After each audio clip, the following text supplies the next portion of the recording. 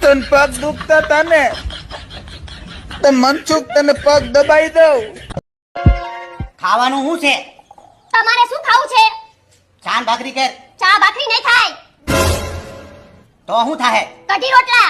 તો કઢી રોટલા કર. આમ જેમ બેહો લઈને આવું છું. લા પણ તું વળકે ને ઝડકે કેમ થઈ છો? જ્યાં સુધી બધું લાવતો તો ત્યાં સુધી તમે બધું ખોટું જ બોલ્યા. અત્યારે લગી સાચું શું બોલ્યા?